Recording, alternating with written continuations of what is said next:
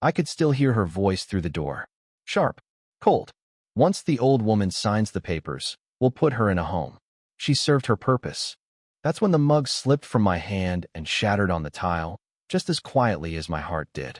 I wasn't supposed to hear it, and she wasn't supposed to say it. But life doesn't follow the rules when cruelty dresses itself in silk and calls itself family. My name is Margaret Turner. I'm 78 years old. And 3 weeks ago, I left my son's house in the middle of the night without telling a soul, carrying only a small bag, a worn-out coat, and the weight of a decision that still haunts me. This isn't just the story of an old woman running away. It's the story of a mother's heartbreak, a betrayal she never thought she'd taste, and the quiet strength it took to walk away from the only people she had left in the world. My son, Daniel, used to be my entire life. I raised him on my own after his father died in a construction accident when Daniel was only 5. We had nothing but each other and the small sewing business I ran from our apartment. I worked my fingers raw just to keep the lights on. Every time I thought about giving up, I'd look at that little boy asleep on the couch with a book on his chest and remember why I was fighting. And he made it worth it. Daniel was brilliant, kind. He studied hard, got a scholarship, and eventually became a lawyer. I never missed a graduation, a promotion, or a moment to brag about him at church. People would say, "You did good, Maggie." I'd smile and reply, "He did good." I just cheered him on. Then he met Eliza. I remember the first time she came to dinner. She was beautiful, all polished manners and charming smiles, the kind that don't quite reach the eyes. But I didn't judge. Love has a way of softening our instincts. And if Daniel loved her, I would love her too. At first, everything seemed fine. After they married, Daniel insisted I move in with them. "You've given me your whole life, Mom," he said. "Now let me take care of you." It was sweet, sincere, and I believed him. So I sold my little apartment, donated most of my things, and moved into their big house in the suburbs. It wasn't home. Not really. The walls were too clean, the air too quiet. Eliza had her routines and rules. No clutter, no loud TV, no knitting in the living room. I tried to stay out of her way. I kept to the guest room, read my books, baked when I could. Daniel was always busy, but he made time Sunday breakfasts, late-night chats. We'd sit on the porch with our tea, and for a while, I convinced myself I was happy. Until I heard her voice that day. It was a Tuesday, the kind of day that felt like any other until it suddenly wasn't. I had just returned from a walk, my knees aching a little more than usual.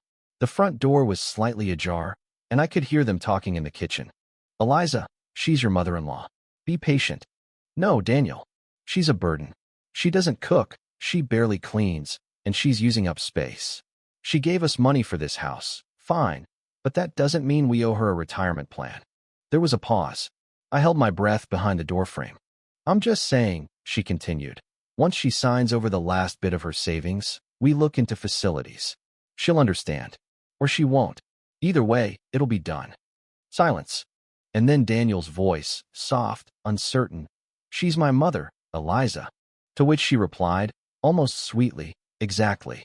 You've done your part. Let me handle the rest." I stood there for what felt like years. The world tilted. My heart pounded in my ears louder than their voices. I had always known Eliza didn't love me. But this was planned. Calculated. I was being tolerated only as long as I was useful. And Daniel, he didn't say no. That night, I waited until they were asleep. I packed what I could. I left a note that simply said, "Thank you for the time. I'll be okay." I didn't know where I was going. I just knew I couldn't stay. Not in a house where my existence was negotiated like an unwanted guest. I ended up in a small town a few hours away. Took a bus. Rented a room above a bakery. The owner, a kind woman named Rosa, let me pay by helping out downstairs. I fold napkins, brew coffee. Some days I dust the front window and watch the sun rise without crying. But not always. I think about Daniel every day. About how the boy who once held my hand crossing the street let go somewhere along the way. I wonder if he's looking for me. If he reads the note over and over trying to make sense of it. I wonder if he regrets not saying no. And I wonder what it means to be a mother who finally had to walk away. People at the bakery ask about me sometimes. I tell them I'm a retired seamstress, that I moved here for peace. And in a way, it's true. But this story isn't over yet. There's something you need to understand about mothers like me. We don't disappear. We rise. We find our worth again, even in the quietest corners of the world, even after betrayal. Because real love doesn't beg to be kept. It chooses to leave when staying means losing yourself completely. And now, here, with flour on my apron and warmth in my chest, I'm beginning to remember who I was before I was only someone's mother. Before I was betrayed. Before I ran. It had been nearly a month since I left, and Rosa had become more than a landlord. She was a friend. The kind that doesn't ask too many questions, but always knows when to make tea without being asked. Busy morning, she said, wiping her hands on her apron as she brought out a tray of fresh croissants. You okay standing, Maggie? I smiled. These knees might be rusty, but they're not out of commission yet. She chuckled. Let me know if they revolt. There was warmth in her humor, the kind I hadn't felt in years. It reminded me of Sunday mornings in my tiny kitchen, flour in my hair, Daniel at the table swinging his legs as I flipped pancakes. That memory came back uninvited, and I swallowed the lump that always came with it. After the rush, Rosa and I sat at the corner table, the one near the window that caught the best light. She leaned in, elbows on the wood, eyes soft but direct. You don't have to tell me everything, she said. But if there's something heavy on your chest, it's okay to share the load. I hesitated. People like me, we carry our pain quietly. We don't unload it onto others because we've been taught that silence is strength. But something about Rosa, maybe it was the gentleness in her voice, or the way she always made sure there was sugar in my tea, made me feel safe. I left my son, I said finally. Well, not him exactly. His house. His wife. Rosa nodded, not speaking, just listening. She was kind to me at first. Polite. But cold. Always cold. I thought I was being paranoid. Then one day I heard her talking about putting me in a home. After she got the last of my money. I looked down at my hands, fingers intertwined like they were bracing for impact. And he, my son, didn't stop her. He didn't fight for me. Rosa's silence was like a soft blanket. I packed a bag and left that night. I continued. Didn't tell anyone. Just walked away. And you haven't heard from him since? She asked gently. I shook my head. I left a note. But he hasn't called. Hasn't come looking. I don't know if that means he's angry. Or relieved. Rosa leaned back in her chair and studied me. You know, she said, sometimes people think they're being kind by staying quiet. But silence can hurt louder than words. I felt a sting behind my eyes. I blinked it away. I keep wondering if I gave up too soon, I admitted. If I should have stayed and confronted them. Demanded to be treated better. No, Maggie, she said, voice firm. You didn't give up. You chose yourself. That takes courage. That night, I lay awake in my small rented room, the sound of the bakery's back alley drifting through the window. A distant cat howled. Somewhere, a car door slammed. The town had its own rhythm and rushed. Grounded in, I was beginning to fall in step with it. Still, the ache for my son remained like a splinter under the skin. Not constant, but sharp when touched. I got up and pulled out the little box I kept in the drawer. Inside were the only 3 things I had kept from my old life. A faded photograph of Daniel as a child, a pressed flower from my late husband's funeral, and a folded legal document, power of attorney, signed by me, naming Daniel. The document was the key. Eliza didn't want me gone just for the space. She wanted access, control. My small savings, the investments from the apartment sale, were modest but enough to tempt someone with entitlement and no conscience. I had left before signing over anything further. But the guilt remained. Not for leaving, but for almost giving them more of me than I could afford. 3 days later, I received a letter. There was no return address, but I recognized Daniel's handwriting instantly. My hands trembled as I opened it. Mom, I don't know where you are. I don't know if you'll read this. But if you do, please know I'm sorry. For everything. I've been looking for you, calling every friend, neighbor, even your church. I didn't stop you that night because I didn't know. I didn't understand what Eliza said, not fully. I thought it was stress talking. I didn't think you heard her. I didn't think you'd leave. But you did. And you had every right to. I found your note. And I've read it 100 times. You wrote, "Thank you for the time. I'll be okay." That line broke me. Because it sounded like goodbye. I wish I had stood up for you sooner. I wish I hadn't needed your absence to realize how much you meant, not just to me, but to our home. It never felt right after you left. I've asked Eliza to leave. We're separating. It's not just about you, it's been coming for a while. But hearing what she said, knowing what she planned, it opened my eyes. Please let me know you're safe. Please give me a chance to make this right. I miss you. Your son always. Daniel. I read the letter 3 times. Then I wept. Not because everything was fixed. Not because the pain disappeared. But because for the first time in weeks, I felt seen. Heard. There was no promise in his words that things would return to what they were, but there was honesty. And that mattered more. Still, I didn't write back. Not yet. Healing isn't immediate. And trust doesn't return with a single apology. Sometimes love needs time to be re-earned. So I waited. Life in the bakery continued. Rosa encouraged me to start sewing again. You've got golden hands, she said. Let's put them to use. We set up a small corner in the back room. I mended aprons, embroidered names on his staff uniforms, even made a few tote bags for local school teachers. Bit by bit, I felt something return to minute youth, but purpose. And in that quiet rhythm, coffee, thread, sunlight through the windows, I began to understand something profound. When people say old age is a sunset, they forget how long and beautiful dusk can be. Then one Saturday morning, Rosa approached me with a careful look. There's someone here asking for you, she said. I froze.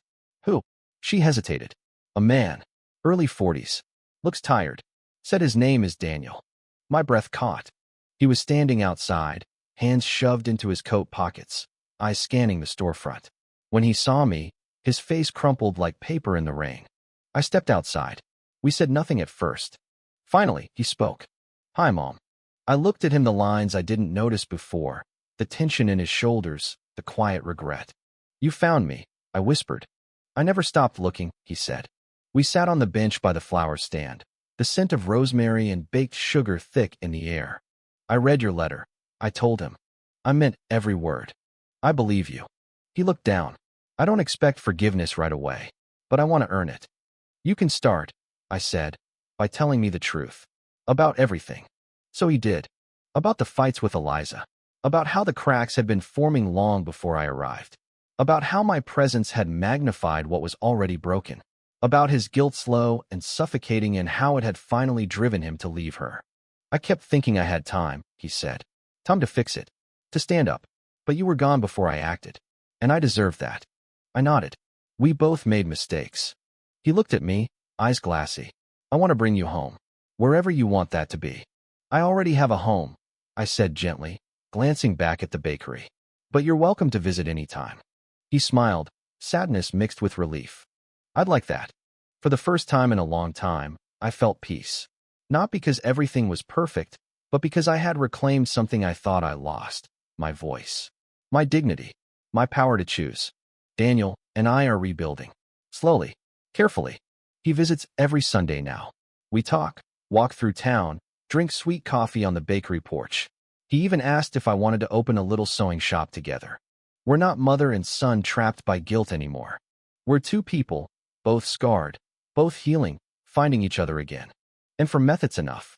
Daniel and I began to mend the threads between us like old fabric, carefully, deliberately, stitch by stitch. There was no dramatic reconciliation, no teary scenes in the rain, no grand declarations. Real healing doesn't work that way. It creeps in slowly, like morning sunlight on a cold floor, quiet but undeniable. He started driving up every Saturday, staying the night in a local motel, just to have breakfast with me at Rosa's on Sunday. We didn't talk about Eliza much. That wound was still raw for both of us. But we spoke of other things, books, music, memories of my husband, and slowly, stories from his life that I hadn't heard before. I used to sit in the car outside your sewing shop before school, he told me one morning, stirring sugar into his coffee. Watch you through the window. The way you leaned into your work, your face soft but focused. I thought you were magic. I laughed, then cried without meaning to. You should have told me that back then, I whispered. I didn't have the words, he replied. Rosa noticed the change in me. I had more color in my face, more strength in my voice. You're standing taller these days, she said, handing me a fresh apron. Like someone who remembered her worth. She was right. For so long, I'd let myself shrink inside that house with Eliza. I thought keeping quiet was the price of love. But silence had nearly erased me. Now I spoke when something hurt. I laughed when something pleased me. I stood up when something mattered. And people listened. Daniel began helping out at the bakery on weekends, not because he had to, but because he liked the work. He said it made him feel human again. less corporate, less hollow. We joked that he was terrible at the register, but excellent at folding pastry boxes. One evening, after closing, he stayed behind as Rosa and I cleaned up. He approached me as I was wiping the counters. "There's something I want to ask you," he said, serious but nervous. "Go on," I replied, eyeing him. "There's a small space opening up 2 blocks from here. It's nothing big, but it has great light, and it's affordable." He paused. "What if we opened a little shop together? You sew, I manage. Just the 2 of us." I stared at him, stunned. "I know it's sudden," he continued, "but it's not just about business. I want to build something with you. Something lasting. Something honest." My heart swelled in a way I hadn't felt in years. It wasn't just a shop he was offering, it was trust. Redemption. A way back. "I'd like that very much," I said softly. "We called it Second Stitch." A name Rosa suggested. "Because sometimes," she said with a wink, "the second time you thread the needle, it holds better." The space was tiny but perfect. A wide glass window, aged brick walls, and enough room for 2 sewing tables, a coffee corner, and a rack of handmade items. Daniel handled the permits, the business plan, and even repainted the walls himself. I picked soft blues and creams, with faded lace curtains for the front window. Opening day came faster than we expected. Rosa baked cookies. The townspeople brought flowers. Even the mayor came in for a custom handkerchief. We weren't swamped with business, but we didn't need to be. It wasn't about money. It was about presence, purpose, and healing. Each customer became a conversation. Each stitch, a small act of reclaiming identity. I began teaching a sewing class on Wednesdays. Girls, grandmothers, even a retired firefighter who wanted to learn quilting all sat around my table with needles in hand and stories in their hearts. Daniel watched me work with quiet pride. Sometimes, when he thought I wasn't looking, I'd catch him smiling at me. Not out of pity, not out of guilt, but love. Pure, uncomplicated love. And then, one afternoon, Eliza walked through the door. She looked different, thinner, paler, but her eyes were the same, sharp, calculating. Daniel was at the register. I was sorting fabric. I saw him freeze. His jaw clenched. "What are you doing here?" he asked, voice steady. "I just wanted to talk," she said, her voice honeyed but frayed at the edges. "I heard about the shop. I thought maybe we could have a conversation." Daniel stepped in front of me instinctively. "No, you don't get to come in here and play nice after what you tried to do." She looked past him, directly at me. "Maggie," she said. "I wasn't. I didn't mean it the way it sounded that day. I was under stress. I was scared. Money was tight. I panicked. I didn't respond."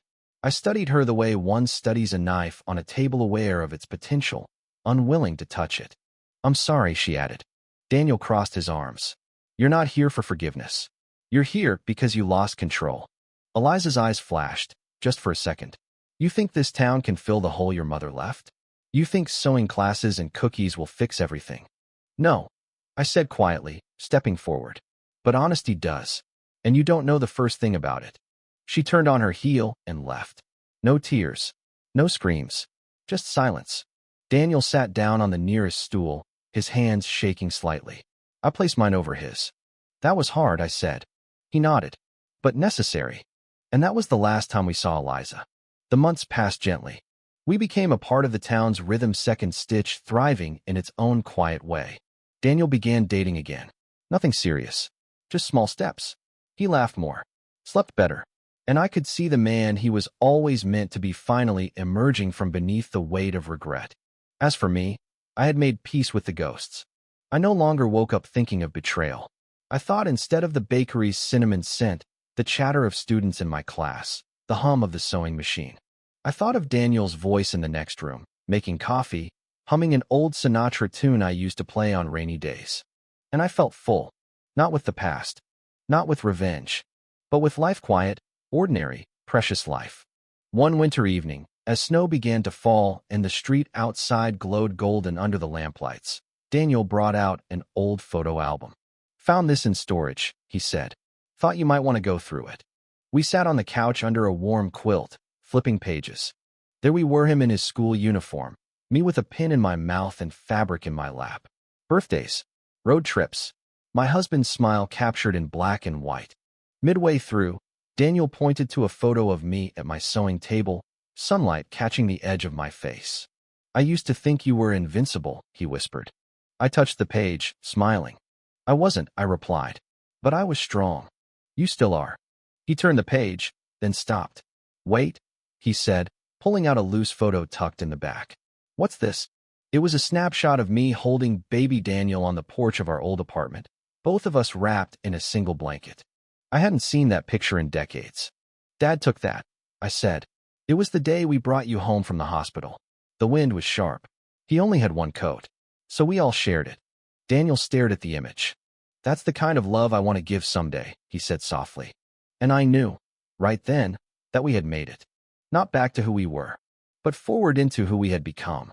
Winter melted into spring. The first blooms of daffodils pushed through the thawed earth, heralding new beginnings. At second stitch, life blossomed too. Daniel and I had settled into a rhythm that felt steady, familiar, but new. The past was a shadow that stretched behind us, but it no longer controlled our steps. One sunny afternoon, a woman came into the shop holding a worn leather suitcase. She looked about my age, with kind eyes and a tentative smile. I'm looking for Maggie, she said softly. I stepped forward. That's me. She extended her hand. I'm Linda. I run a community center a few blocks from here. We heard about your sewing classes and wanted to invite you to lead a workshop for seniors. I felt a spark, a chance to give back, to create a space where others could find healing through craft. That sounds wonderful, I said. Tell me more.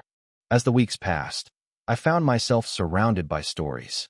Women and men who had lived long lives, carrying joys and sorrows like embroidered patches on a quilt. Each stitch they made was a memory, a prayer, a piece of themselves.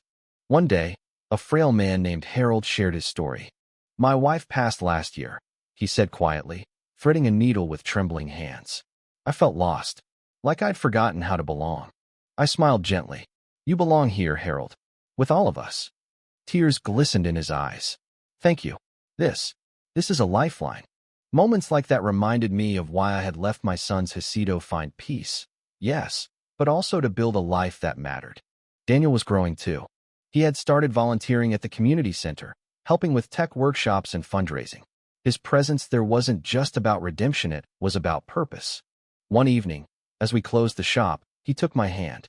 Maggie, he said, thank you for giving me a second chance. Not just to be your son, but to be myself. I squeezed his hand back. We both needed it. Spring turned to summer. The town celebrated with its annual fair. Daniel and I set up a booth displaying quilts, hand-sewn bags, and embroidered scarves. The turnout was better than we hoped. People admired our work, asked about the classes, and shared their own stories. I looked at Daniel, sun warming his face, his smile easy and bright. You know, he said, I never realized how much strength you had. I shook my head. Strength isn't about never breaking. It's about what you do after you break. He nodded thoughtfully. Then you're the strongest person I know. The hardest chapter had been closing the door on the past. Eliza's shadow lingered longer than I expected, whispering doubts on sleepless nights. But I learned to face it not with fear, but with courage. One evening, Daniel came over with a small box. It's time, he said. Inside was a folded paper, a divorce decree. Official, final. I looked at it, then at him. We're free, he said simply. And with that freedom came hope. Our relationship wasn't perfect.